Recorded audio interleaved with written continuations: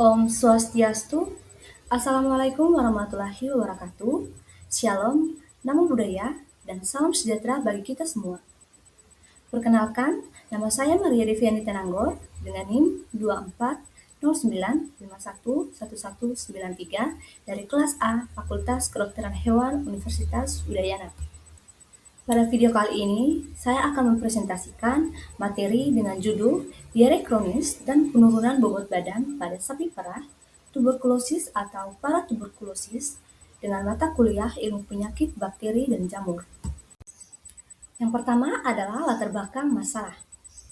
Penyakit kronis pada sapi perah merupakan masalah penting karena berdampak langsung terhadap penurunan produktivitas susu dan kerugian ekonomi peternak. Diare kronis yang disertai penurunan bobot badan sering ditemukan di lapangan dan menjadi tantangan dalam penegakan diagnosis. Dua penyakit infeksius yang perlu dipertimbangkan adalah tuberkulosis dan paratuberkulosis yang sama-sama disebabkan oleh bakteri genus Mycobacterium dan memiliki gejala klinis yang mirip. Perbedaan patogenesis, dampak zoonosis, serta strategi pengendalian dari kedua penyakit tersebut menuntut diagnosis yang tepat agar penanganan dan pencegahan dapat dilakukan secara efektif. Yang berikut adalah studi kasus. Seekor sapi perah betina berumur kurang lebih 4 tahun dipelihara secara intensif di sebuah peternakan rakyat. Sapi menunjukkan diare kronis selama sekitar 2 bulan disertai penurunan bobot badan yang progresif meskipun nafsu makan masih relatif baik. Produksi susu mengalami penurunan yang signifikan. Pada pemeriksaan klinis, sapi tampak kurus dengan skor kondisi tubuh rendah, tanpa demam, dan tanpa gejala respirasi yang jelas. Riwayat peternakan menunjukkan adanya beberapa sapi lain dengan produktivitas menurun dan belum dilakukan pemeriksaan kesehatan rutin. Berdasarkan kondisi tersebut, dicurigai adanya penyakit infeksius kronis dengan diagnosis banding antara tuberkulosis dan paratuberkulosis. Yang berikut adalah pembahasan.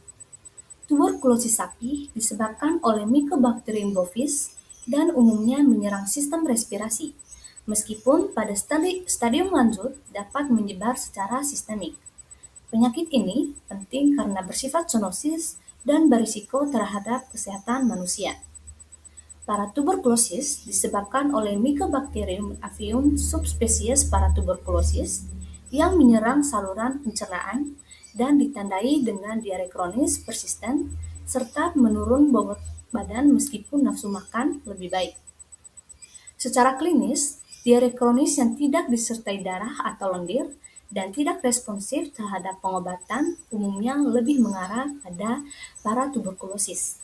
Sedangkan adanya gangguan pernapasan dan pembesaran kelenjar limfa lebih mengarah pada tuberkulosis. Oleh karena itu, pemeriksaan laboratorium sangat penting dan diperlukan untuk menegakkan diagnosis pasti dan membedakan kedua penyakit tersebut. Yang berikut adalah gejala klinis dari tuberkulosis dan paratuberkulosis.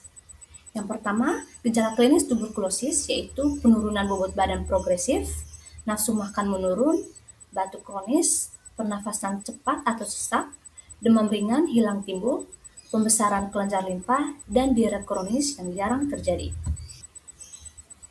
Yang berikut gejala klinis paratuberkulosis. Yang pertama, diare kronis persisten yaitu fesis encer, tidak berdarah, tidak berlendir, penurunan bobot badan berat, nafsu makan tetap normal pada awalnya, produksi susu menurun drastis, dan edema submandibular. Jadi, bagaimana sih upaya kita untuk memecahkan masalah?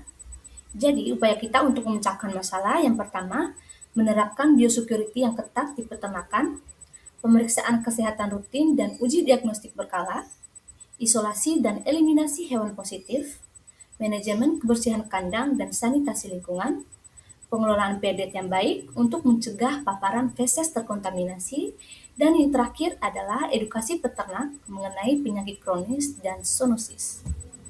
Jadi, kesimpulannya adalah diare kronis dan penurunan bobot badan pada sapi perah merupakan indikasi penyakit infeksius kronis yang serius. Tuberkulosis dan paratuberkulosis memiliki gejala klinis yang mirip sehingga memerlukan diagnosis banding dan pemeriksaan laboratorium untuk memastikan penyebabnya.